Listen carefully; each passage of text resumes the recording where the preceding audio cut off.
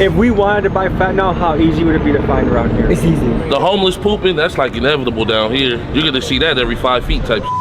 Very rare footage. I ain't never seen this shit before. San Francisco's Tenderloin neighborhood is at the heart of the narrative about the city. Drugs, homelessness, crime. Ladies and gentlemen, we're in San Francisco, an open-air drug market of the Tenderloin. Here to show you the fentanyl crisis and what's going on.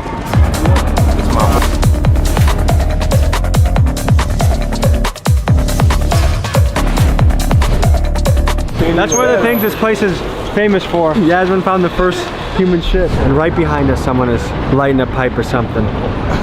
San Francisco is home to a notoriously gritty neighborhood called the Tenderloin. It's a place where people regularly smoke fentanyl, commit robberies, and poop in public all in broad daylight. It is home to an open-air drug market, and it's one of America's hotspots for fentanyl and homelessness. Shootings, murders, robberies, and assaults are the words you frequently find in headlines about this area. It's sort of a Wild West place where criminals run the streets, and it's gotten so bad that on March 14th of 2024, citizens and business owners banded together to sue the city of San Francisco because, and I quote, residents are terrified to leave their homes and businesses are unable to recruit staff. This is because if you walk yourself to work in the Tenderloin, it's almost certain that you will encounter people smoking fentanyl and injecting heroin. It's not uncommon to see naked homeless guys pooping and masturbating in front of you, and while you are at your job, you will need to be alert on whether the person entering your store will be stealing from you or trying to use the company bathroom to do drugs. It's a scary and filthy place, and it's also a very sad place because you have thousands of people living in absolute misery and turmoil. People that could be living up to their potential, but for some reason aren't. It's a huge problem with no end in sight. So the question is, what do you do about this? People on the right side of the political spectrum believe the solution involves more police, being tougher on crime, and moving the homeless people out of the area. But where do these people go? People on the left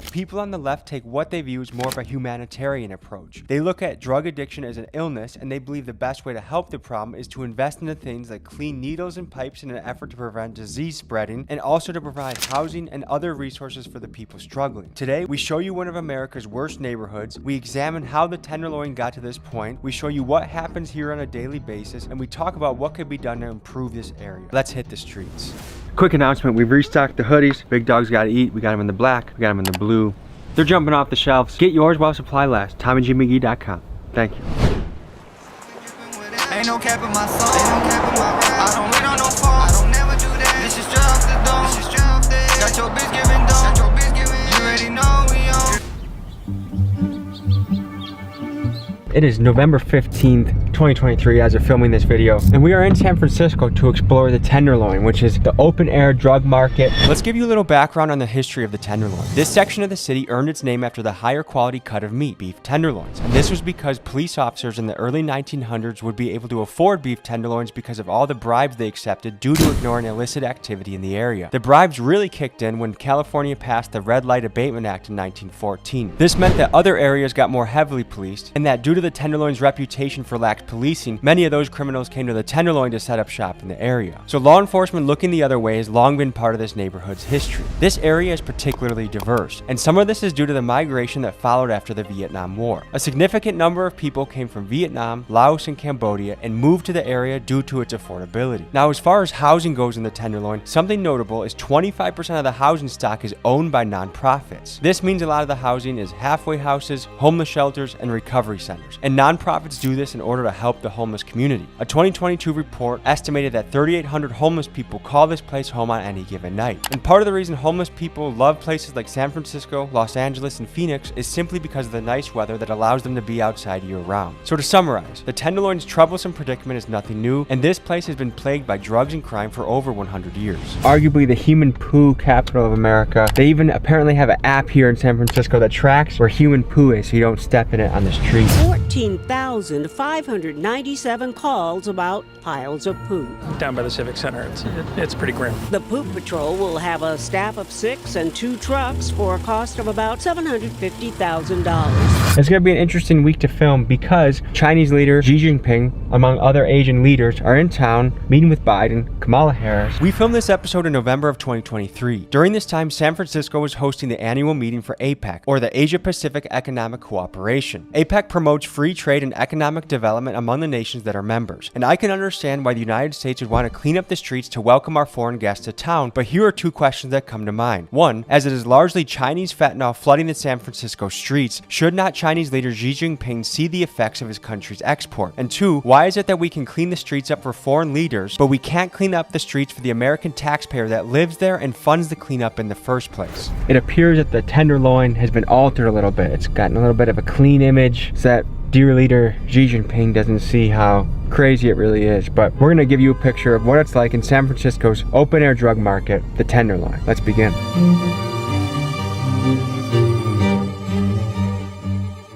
Right now what you're seeing is a lot of handsome Asian gentlemen walking around San Francisco, and from what I'm gathering from locals, San Francisco did not look like this only a week ago. They kind of cleaned a lot up. Trash are what some people in the Tenderloin have learned to live with day in and day out. Well, over the week of September 22nd, city crews collected more than 36,000 pounds of it in the Tenderloin. That's more than 18 tons, and that's only what public works crews hauled away. It doesn't even include what was picked up by the CBD or Urban Alchemy. And it's just one average week. The trash never stops. And this guy looks like Secret Service or...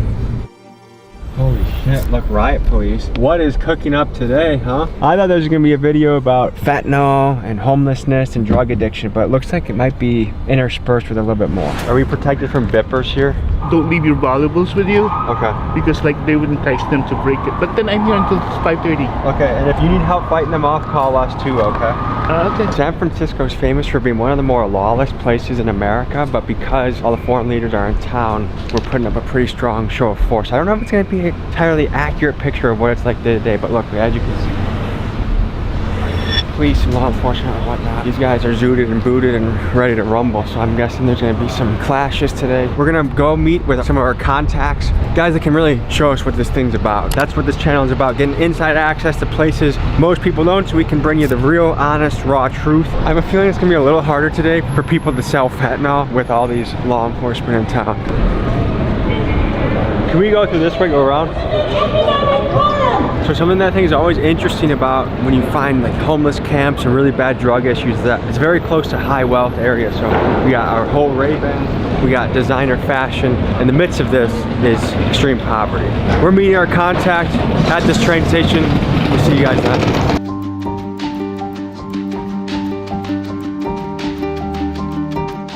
Is this where it normally goes down? Is right here? It's busy? This is like the nice part of the Tenderloin. Once you go in there, that's where it's really at.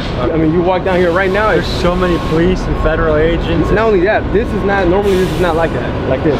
It's really, really dirty. So where I'm from is about 10, 15 minutes south. But yes, I've been here, you know, Bay Area, Stockton all my life. Nice to meet you. Nice meeting you too. How you doing? Man. How you doing? This is my brother. How you doing, brother? We waiting on my cousin right now. All this Apex shit got it real crowded. So he said he like 5 blocks away, but he driving. So is it not normally like this? I noticed there's like a million feds, a million police around here. It's never like this. You pick like the exact week where it's gonna be a little funky in the Tenderloin. Yeah, for sure. I said we used to be out here doing our thing probably about 12, 15 years ago. Okay. But we was outside, but my cousin, he never left. So that's why when I seen your shit, I'm like, I know who to put Tommy G in contact with. One thing I think that's a little funny is like when the Chinese leaders come to town, it's their fentanyl that's tearing up the town. Right. But when they come, they gotta clean it up. Right, You know what I mean? right. I think they should see some of the fentanyl. Right. They should. We should show Xi Jinping a bag of fentanyl and be like, excuse me, sir, do you know where this came from? For real. This is f***ing up our nation right now, man. Are we officially in the Tenderloin right now? It's just right across the street. Even right here, usually all you're gonna see is nodding, leaning, everything. They got the Secret Service. Have you guys heard of ISO? What's ISO? It's like stronger than fentanyl. Got some new shit now? What the f? If you could speak directly to the great leader Xi Jinping, is there anything you would tell him? They whole culture is crazy. From what I heard at least, ain't it communism? Yeah. What do you think about communism? Just being from America, I don't think it's right. I don't think one person should have that much power. We are in the BART, which is the subway or train system? Bay Area Rapid Transportation. What do you notice that's different about today compared to normal? We are literally at one of the grossest, nastiest BART stations that I ever know. in San Francisco. And it's clean today. It's clean. So what do you think it is that when foreigners come to town, when presidents from other countries come to town, we can clean it up. Or when regular old Americans are here, hey, we're just gonna make it a shithole. What do you think about that? I think it's backwards. We need to run. Tommy G, a fighter too. He go Pretty wrestler? Wrestling, you just be, You good at that shit? pretty good, yeah. Let's see. Oh shit. Okay. Oh yeah. So we're gonna look into the fentanyl, the trank, and all the drugs that are hitting the city right now and give you an inside look. Let's go boots on the ground.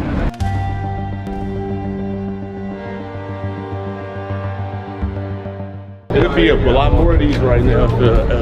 So is this a rich area here? Yes, it is. That's the cool part about it. It's These high rise- rises, condos and shit, it's hella expensive to live in. And in the midst of that is literally a bed sheet with like poop and shit on it. Blood. You're paying $4,500 a month. Brush this. So what is it like running a shop, people stealing shit all the time? There's homeless guys pooping in front of your store. I mean, we've been here for some years though, so everybody respects us. The homeless pooping, that's like inevitable down here. You're gonna see that every 5 feet type shit. You know what I mean? So what struggle did you face as a business owner in San Francisco? Over here be booming, bro. Yeah? Are you guys seeing the impact of fentanyl hit the streets? Hell yeah, it's the worst shit ever.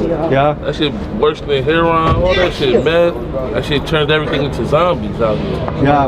Lady trying to trade some Ben & Jerry's ice cream for some fentanyl. Trades at Ben & Jerry's ice cream. It was still frozen too. Do you think she boosted that ice cream? I don't know. Where is she? When Olympics come to town, when leaders come to town, we try and give a squeaky clean image to the world that everything's okay here, when really, it's not. Very rare footage. I ain't never seen this shit before. Tell us about the area that we're in right now. This is the Took Street. What's it like here? Like a lot of drugs, a lot of homeless people live down there. A lot of mental ill. I live here like almost 13 years. Does it normally look like this? No. Nighttime is bad because you got bars. The president is here today. That's why they clean everything. This is a high crime area? Yeah. 2 people got killed a month ago. What happened? It's the drugs. Each corner they sell like fentanyl. If we wanted to buy fentanyl, how easy would it be to find around here? It's easy. A lot of people are like Halloween every day. They dress up like a female guys with a dress. You see half people be all naked. You see naked people around here? Yeah. Nice meeting you, bro. What kind of an adventure are you taking us on, and what are we gonna see? I'm just basically gonna take you on a little quick extravaganza through the Tenderloin. Okay. Kind of sad, but you feel me? You feel We're me? gonna see Fetty Wap. A lot of Fetty Wap concerts sold out. I'm gonna give you the flip side to both. Feel me? It's people out here actually working to actually save lives and shit. I mean, I see a lot of people cleaning. I see a lot. I know there's a lot of treatment centers here. Yeah, we got resources trying to give people jobs. We usually walk around with Narcan, and fentanyl testers for the people that like to take pills and smoke weed and shit just so we test it. That shit is becoming a big monster. Where a lot of stuff is becoming laced. A lot of stuff is laced. And if something's laced with fentanyl, that could be a very deadly mistake, right? For sure. You think you're gonna take a couple puffs of weed, it's gonna be a nice day, and all of a sudden, yeah, it's been going like that. Say like the past year or two after the pandemic. So one thing to draw your attention to is the architecture in the area. So this is the anti-homeless architecture where they don't let people sit or sleep. What do you think about that? That ain't stopping shit. Now they just putting up tents. Homelessness is something that's much easier to get into than out of. I had a conversation with a professor from the University of Wisconsin that researched homelessness, and when it comes to breaking down why people become homeless, he said it's easiest to break it down like this. A third of the people are homeless due to drug addiction issues, a third are homeless due to mental illness, and a third are homeless because they were living paycheck to paycheck and one financial setback took them out. And really there's a lot of overlap between those three categories. But let's dive more into the financial aspect. Only 44% of Americans are equipped to handle an emergency expense of $1,000 or more. So whether it be a car repair or a hospital bill, that's enough for many people to miss rent and begin the downward spiral to homelessness. What's more is a lot of the people that are homeless were dealt a bad hand from the beginning. One study of women living in temporary shelters found that 78% of them reported being the victim of childhood abuse. That's staggering. When you consider the following variables, a nationwide trend of rent and cost of living going up, inflation lowering purchase power, easy access to highly addictive drugs, in particular the fentanyl that's flooding across our southern border, high rates of mental illness, an all-time high of household debt, and relatively low amounts of savings. These conditions make for the perfect storm of homelessness. It feels messed up though that you even have to design a city like that. Right. Part of me understands if I was a business owner, I don't want a bunch of homeless people in front of my business. But when you look at just a person that wants a place to sit, it's tough. There's a yin and yang to this problem. If that wasn't right there, That's human shit. Yeah, that's human. That's one of the things this place is famous for. Yasmin found the first human ship. What can you tell us about the tenderloin? I'm from Milwaukee. I haven't seen anything like this before. You know, the tenderloin is supposed to be like when you cut, you cut meat. They say the tenderloin is like the most precious part of a meat, right? When you're doing like the little Jewish cut thing or whatever. So this is like really the prime financial area. You know, you got the financial district down the street. There's money out here, really, is what it is. You get deep into the tenderloin, it's like with all this money out here, it ain't changing the poverty out here. It ain't no in-betweens out here. Ain't no middle class. You either living dirt poor, or you living up, or you getting it up. It's pimping, hoeing, dope, dealing, killing. Out here, you know what I'm saying? Police don't give a f. You know what I'm saying? I can tell. It seems like things are pretty out in the open. Like you don't have to really worry about it. They don't give a f. Many people have been complaining that San Francisco is too soft on crime. So let's examine the policies that are in place in the city. Chesa Boudin, who served as DA from 2019 to 2022, ran on a progressive platform of decarceration and justice reform. One of the first policies he implemented as DA was the elimination of cash bail for certain offenders not deemed to be a public safety risk. Progressives argue that cash bail creates a two-tier justice system. If you don't have money for bail, you will be stuck sitting in a cell while a wealthier person is able to walk free. Furthermore, the issue is compounded as impoverished people are forced to work with public defenders who are underpaid and overworked. Conservatives push back against this because they believe this creates a revolving door system that the criminals are aware of. Not only do the criminals have no fear of consequence, but this also results in a demoralized police force that doesn't want to do their job if they know it won't have an impact. Let me know in the comments which ideology you'd prefer to have in charge in your city. The only thing is,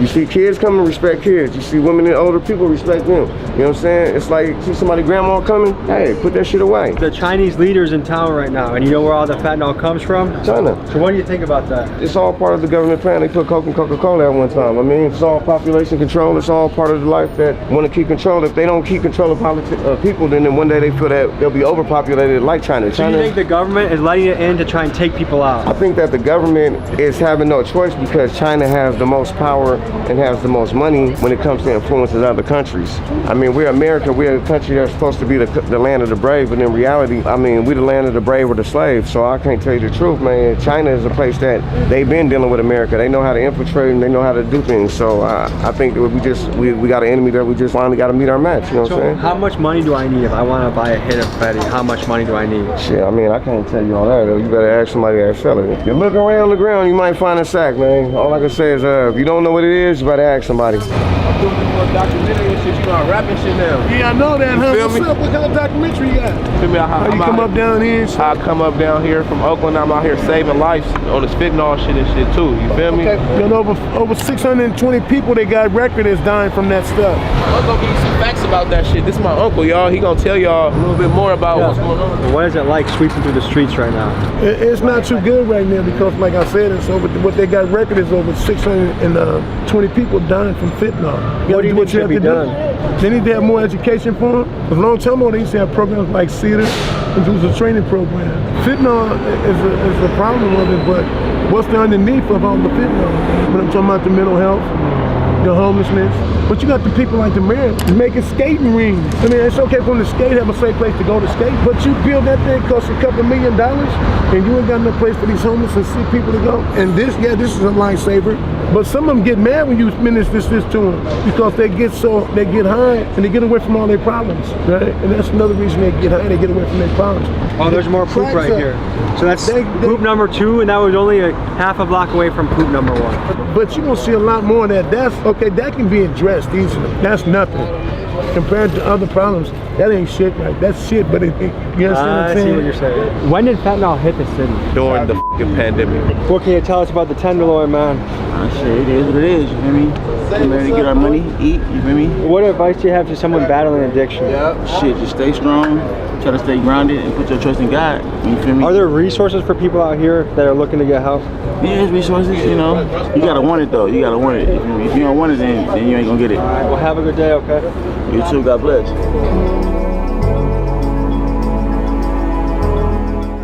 The people that are leaning over, what is that about? Pretty much people are high on fentanyl all day. There's something about it that makes you back. Yeah, that's kind of like what I watch your steps and species shit around.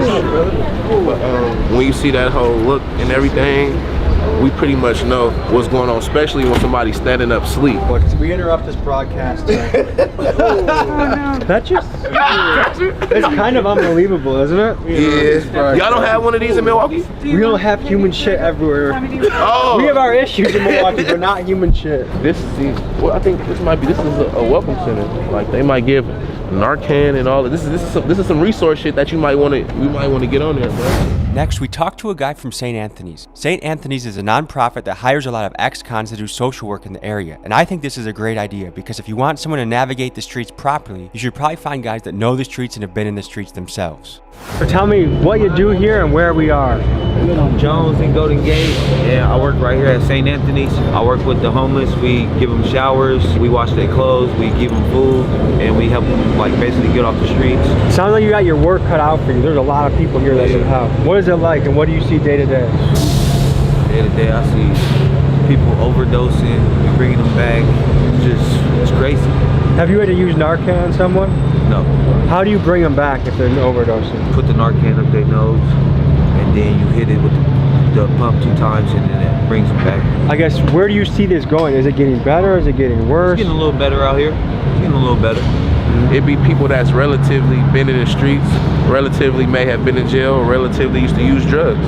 You feel me? That get these jobs, and it's a help. It's a help to our streets. So you feel me? They need to keep them grants. In your opinion, what makes or breaks someone's success in becoming sober or getting off the streets?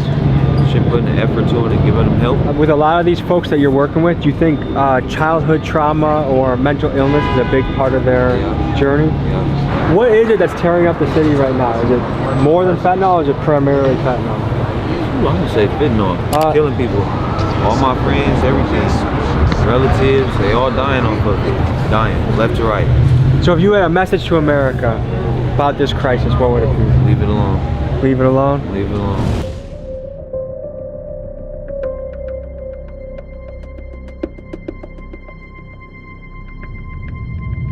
Current day that fentanyl is just huge in the city.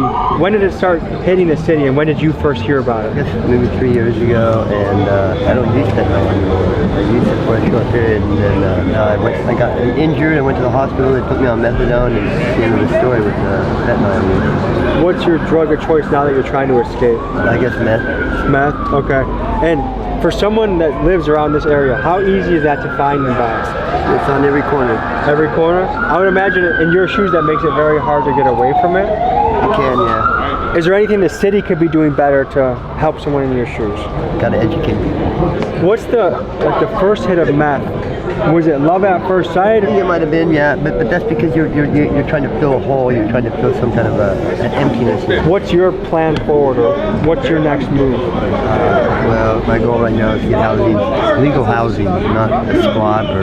If there's youth watching this that are wondering if they should experiment with drugs, as young people, you're not missing anything. You don't need to do drugs to feel like you're gonna be a part of something. That's not necessary. Just have a good life, drug-free, and stay healthy. What do we got here? #1 team there is, Warriors. What do you think? So, what percentage of people out here using Boost to supplement their use? So, first and foremost, you have to have mothers from around the world sit down and have a real debate. Because in 100 years, the human race is going to be doing cocaine. Have you ever done cocaine? Not yet. Now, when you look at your trash cans, and now you see excess of trash. Well, how do you stop inflation? When you start talking to your neighbor and realistic that in 100 years, human race will be doing cocaine, will be doing opium, will be doing fentanyl. Then that person is going to boost. So the more you boost, the more you hurt your neighbor. So now you don't know your neighbor that well. So now there's conflict because no, I don't want my niece growing up and using drugs. So we come full circle, or if you talk to your neighbor more, then you zone better. Because now it's not decriminalizing it; it's legalizing it. Why? Because we're letting the underworld win at night. When you're honest with yourself and say, you know what, my mother says, you know what, I'm talking with the other mother from another continent. My son does that too.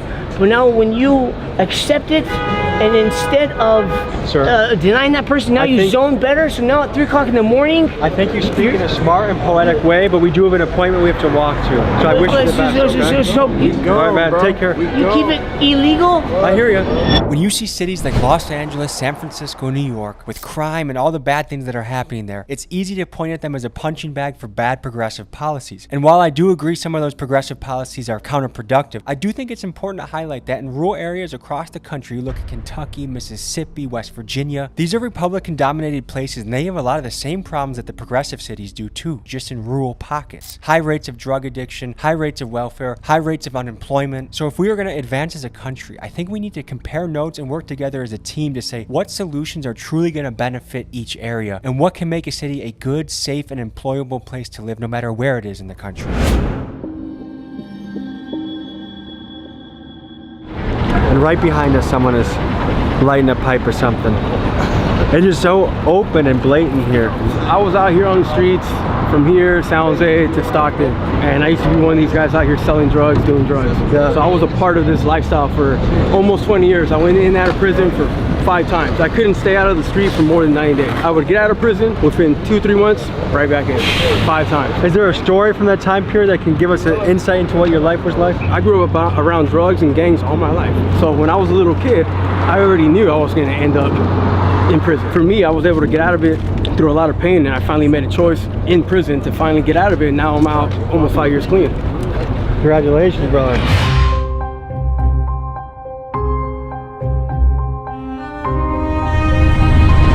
How you doing? Welcome to San Francisco, brother. Thank you. Our area right here in Soma and the Tenderloin really has not changed too much at all. As you can see, we have a lot of children in this area that got to walk through this. This area of San Francisco with these buildings and complexes actually have the highest concentration of children in all of San Francisco. So it's just really frustrating to see that our area is being affected by the drugs and the homelessness the most. A lot of the businesses out here have been shut down. Everything in this radius, honestly, has been shut down. You see a lot of these black bags that these individuals are carrying around. Those black undiscreet bags come from this place called the Harm Reduction, the Needle Exchange down on 6th Street. I'll show you guys. They give out a lot of utensils and paraphernalia to drug addicts that are struggling. It doesn't really help them. It's actually enabling them and keeping them in this cycle of using. Let's talk about the business of harm reduction. In 2023, over 800 people died from overdose in San Francisco, 80% of which involve fentanyl. One of the ways that people try and reduce this is harm reduction. Harm reduction is the providing of paraphernalia such as pipes, needles, and foil to addicts for the safer consumption of the drugs. Many people argue that while you are working on the larger issue of getting people out of addiction, you might as well work in the meantime on the task of giving them clean tools to prevent long-term negative effects such as HIV, hepatitis, and other diseases from being spread. Millions of dollars flow into San Francisco every year to help towards harm reduction. This spending allows the distribution of over 240,000 needles every month to drug addicts in San Francisco, or about 1 needle for every 3 residents in the city. The position of harm reduction is a controversial one. San Francisco Mayor London Breed was a longtime supporter of harm reduction, helping to launch the Safe Injection Task Force program in 2017. However, in February of this year, she reversed her position, saying that harm reduction was not reducing the harm, it was actually just making things far worse. Experts criticized this statement, saying that this was just a political move for the upcoming election, not a statement based in facts. But needless to say, drug addiction and homelessness are at the top of mind for San Francisco people as they head to the polls. Honestly, what I've seen is a lot more younger, able-bodied individuals that are down here on the streets. I mean, these individuals could be working, they could be doing something, but they are being pacified by the government with $800 a month from general assistance, the ability to steal anything they want from the stores with no repercussions, and the open-air drug market, which makes it ridiculous. You know, I was a criminal. I sold drugs, I used drugs. I'm what the courts call a career criminal. I've changed my life around, but I have been caught several times for selling cocaine and gun possession and different things of that nature. With no consequences, there's no incentive to get right and change change your life.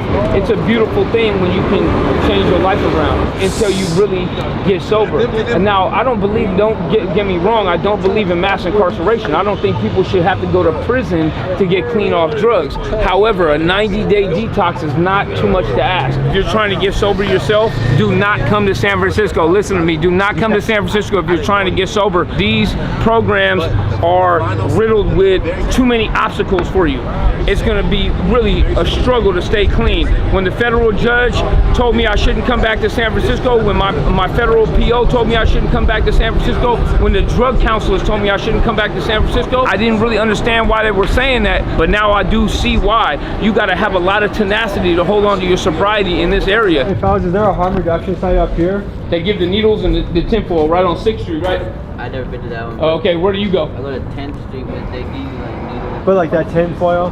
Foil, pipes, needles. I guess the argument is giving them clean pipes and clean needles reduces the spread of diseases. This comes from the Harm Reduction Center. This type of stuff is littered all over our city. What is that? These are individual cotton balls that they roll up for the addicts so they can draw the drugs up through it and filter it. Is the argument that it stops the spread of disease from dirty needles and all of that? That's what their justification is? That is what their justification is. The Harm Reduction Center got started a long time ago. It was called the Needle Exchange. You give one dirty needle and you get one clean needle in exchange. The only thing logical about it is that they're getting funding. So the more stuff that they give away, the more they can ask for in their annual budget, right? Now that they're giving away all these materials, they can boast those numbers and inflate those numbers and say, hey, we gave away, I don't know, 3 million clean needles. But really what you did is you just gave a bunch of box of needles to individuals and then they ended up in the dumpster or wherever. When people like Richie hear that their tax money is going towards drug addicts receiving free needles and pipes, it's easy to see why they're getting mad. We are living in a time when many Americans feel like they are barely able to make ends meet, but the taxes keep getting higher and the politicians we have locally and nationally have no accountability with our money. For example, it appears we don't have money to support our troops at home, but we do have money to send overseas to help other countries bomb men, women, and children to fuel wars we didn't want to be involved in the first place, and these decisions are being made by representatives that oftentimes have a financial interest in the war and are vested in stocks like Raytheon and Lockheed Martin. Homelessness, another example. It seems we don't have the money to solve this issue, but we do have the money to house illegal immigrants, give them hotel rooms, phones, groceries, and more. I guess the question that comes to mind is why does it seem like non-Americans are being prioritized when it comes to spending American tax dollars? But how do we change this? If we don't pay our taxes, we go to jail. But if our politicians that are clearly insider trading and pretending to be public servants, if they can't account for the spending of our money, or if they go massively over budget, it's all good. They get to keep their job and keep their stock portfolio that is outperforming hedge funds. So this is a bit of a rant, but all this to say, even if the nonprofits are having good intentions, we are living in a time when people are particularly sensitive to how their tax money is spent.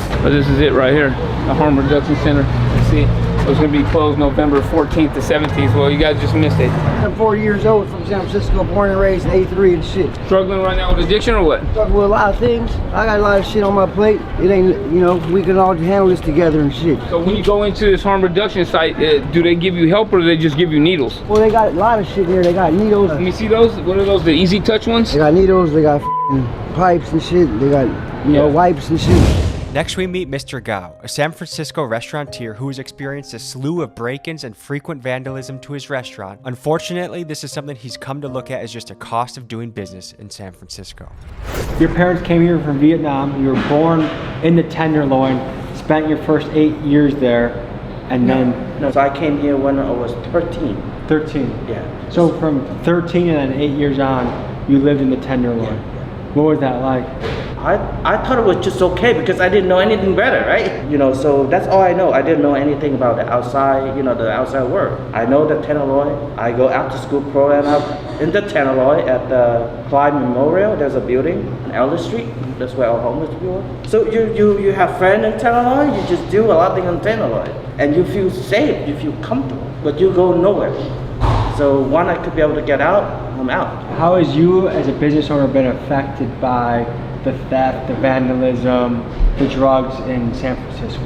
We get like graffiti all the time when we're building this place, and then we get homeless people, and then we get people breaking in, right? It's Someone like, just broke your window the other day. when something happens like this, I have no feeling. Like I feel like it's just normal to me right now. It's like somebody just breaking in, and we learn how to not put any money in a cashier, you know, like stuff like that. We just get used to it. Like become such an inconvenient thing for me, but it's happened that you expect it can happen. Are you frustrated with how people are not held accountable? Because it seems like people can just get away with this and nothing happens to them. That's what San Francisco is about, right? It's public safety. We don't have the public safety right now, right? I mean, you come in, you do graffiti, they're just hanging out. This right? is graffiti? Yeah, this is so little. I mean, they would do the whole building, right? There's nothing we can do. We actually record them. We record them breaking in. But what are we gonna do? You know, there's nothing we can do. Literally, there's nothing we can do. Does that frustrate you? Of course it's frustrating, man. Do you expect more out of your city, out of your politicians, out of your law enforcement? Oh yeah, of course. Be someone that builds something, not destroys it. It's very easy to destroy things. You just kick things, you hit it with a hammer. Anyone can do that. A monkey could do that. But not anyone can build something. So be the person that builds something. There's a lot going on here. I think we gotta have empathy for what individuals are going through, but also you have to make rules of a society that make sense. And to me, a lot of what's going on in San Francisco just doesn't make sense. Let's bring back some tough love, man, some abstinence-based treatment, and get people to be held accountable for their actions. That's all we asking. And if everybody got a little compassion, like you said, empathy in their heart, I mean, you ain't gotta know somebody. You see them laying on the ground, might look like they overdosed or something. Give them a shake. I don't know, see if they're awake. If not, call for help. It's just little things, man. Thank God for Narcan.